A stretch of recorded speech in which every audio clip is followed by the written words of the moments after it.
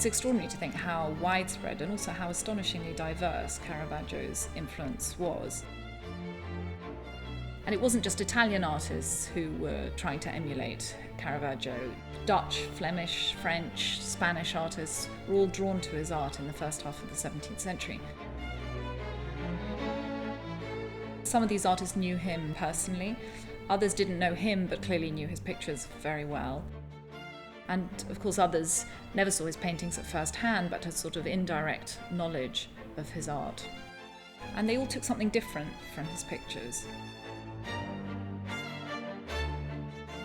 The first impact is on genre painting in particular, and they take his subjects, fortune-telling, card-playing, sometimes both in the same scene. Stylistically, like Caravaggio, they tend to place realistic figures in a very shallow space. So they're creating, as Caravaggio did, a very direct relationship with the spectator, which is one of the newest aspects of Caravaggio's art. Secondly, they, like Caravaggio, are interested in dark effects of light and dark, so that you get scenes that are very dramatically lit, nighttime scenes, and religious scenes where they tend to shroud their figures in blankets of darkness, creating the sort of mysterious and sinister atmosphere.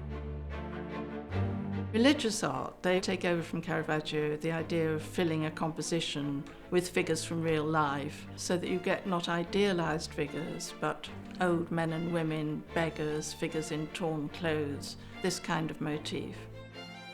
And of course the other theme is the erotic paintings. There's one single painting by Caravaggio, which is the Victorious Cupid, which is an astonishingly provocative painting of a nude boy aged about 12, laughing at the spectator.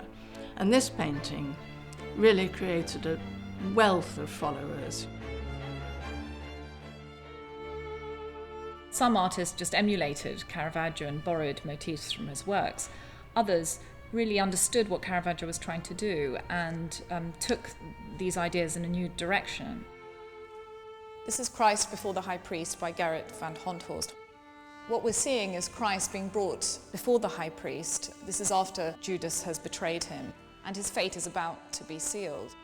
Caravaggio, in his taking of Christ, shows also a key moment in the story. Judas is betraying Christ with a kiss, and he creates this incredible dramatic tension and emotional charge with the two figures not quite touching, and the composition is packed full of figures and soldiers. It's a violent scene. But here Honthorst takes it in a very different direction. It's a very quiet and an intimate moment. And instead of packing the composition, Honthorst leaves vast expanses of this canvas empty. And that's really to emphasize the isolation of Christ. And this single candle illuminates this very strong pointing gesture of the priest.